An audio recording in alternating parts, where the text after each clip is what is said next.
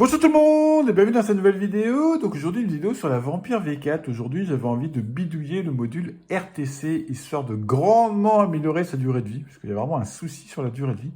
Donc j'ai grandement envie d'améliorer la durée de vie. En plus j'ai reçu mon nouveau fer à souder, donc le TS80P, et c'est l'occasion de le tester. Je tiens à rappeler que c'est pas un placement de produit, hein. Sur ma chaîne il n'y a aucun placement de produit ni monétisation.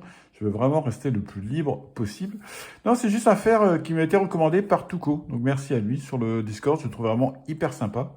Donc alimentation en USB type C.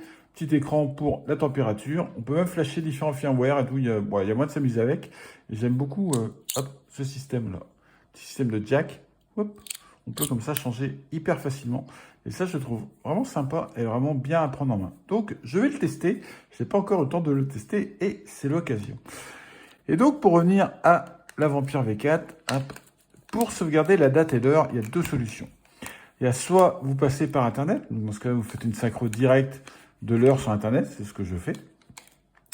Soit vous mettez une pile, voilà, une pile avec un petit module comme ça, hop, je monte là, histoire de mettre la pile.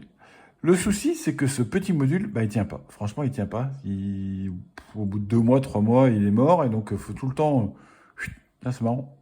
Pour Epi. Il faut tout le temps le jeter, le changer, et ça me fait vraiment chier. Donc moi, j'utilisais la synchro, donc j'étais tout le temps en synchro. Le problème que j'ai, je ne sais pas pourquoi, j'arrive pas à le résoudre. Si j'ai la connexion Internet sur ma Vampire V4, j'arrive pas à compiler en C. Avec Cubic IDE, j'ai une merde à la compilation. Si je coupe Internet, j'ai pas de souci. Donc j'ai décidé de... J'ai deux partitions. Maintenant, j'ai une partition avec Internet, une partition sans pour pouvoir coder et compiler sans prendre la tête. Et donc, je n'ai plus l'heure de synchroniser sur cette partition. Donc, je me suis dit, tiens, je vais remettre une petite pile, histoire d'avoir l'heure, parce que j'aime avoir l'heure affichée sur la V4. Et puis surtout, avoir les fichiers qui ont la date et l'heure aussi, c'est vraiment important. Donc, ce module-là, l'idée, c'est de dégager cette pile. Dégager cette pile. Donc là, je l'ai payé 1 ou 2 euros. Donc voilà, déjà, on sait que c'est une pile basse qualité. Donc, virer la pile qui est là. Souder avec des câbles ici. Donc, je vais prendre ma petite boîte à câbles. Je vais prendre 2 câbles. Je vais souder ici des câbles à ce support-là.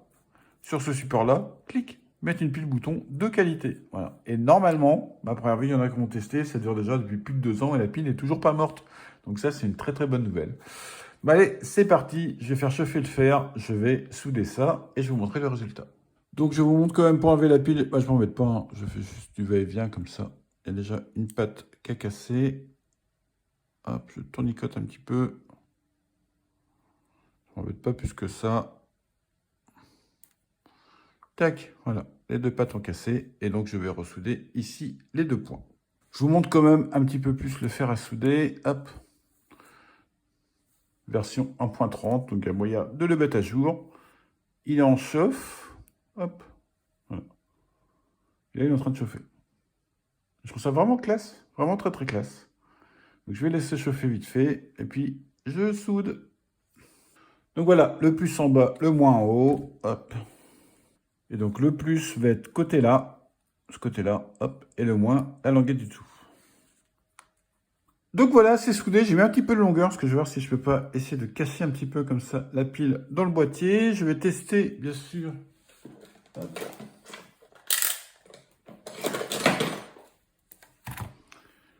Voir s'il n'y a pas de souci.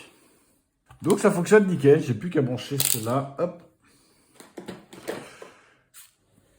Donc maintenant, j'ai plus qu'à mettre un tout petit coup de colle chaude histoire de protéger ça. Hop.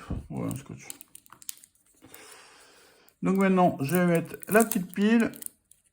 Donc voilà, la pile est en place. Pour ceux que ça intéresse, c'est une CR2032. Je vais mettre ça maintenant dans la V4. Donc voilà, j'ai mis en place la pile. J'ai réglé l'heure manuellement. J'ai sauvegardé l'heure avec une ligne de commande.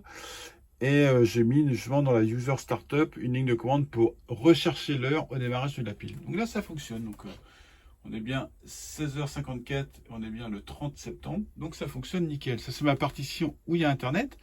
Donc ça, c'est pas gênant. Si je vais sur la partition où je n'ai pas Internet,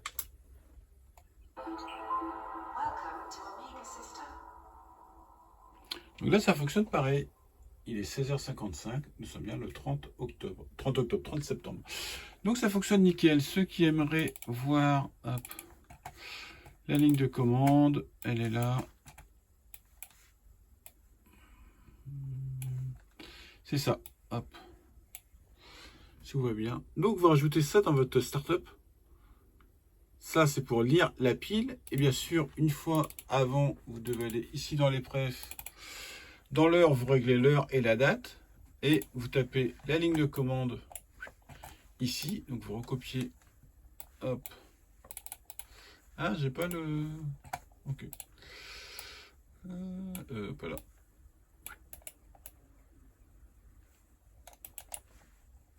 Bon, au clavier. Et là, vous mettez Save. Voilà. Comme ça, ça va sauvegarder l'heure que vous avez réglée sur la pile. Et après, à chaque démarrage, ça va charger l'heure. Bon, bah, c'est tout pour cette vidéo. Ça fonctionne, c'est nickel. Ah si, j'ai juste oublié de vous montrer. Donc, moi, j'ai boîtier Ultimate. Donc, c'est un petit peu différent. Donc, il est là, ici, le module. Les câbles, je vais les passer un petit peu plus propres. Je vais passer un petit peu plus propre derrière. La pile, je la pose là. Donc, moi, je m'en fous puisque mon boîtier n'est pas fait pour être déplacé. Je vais refermer cela et maintenant je suis tranquille pendant normalement 2-3 ans. Ça c'est chouette. Allez, bye bye tout le monde!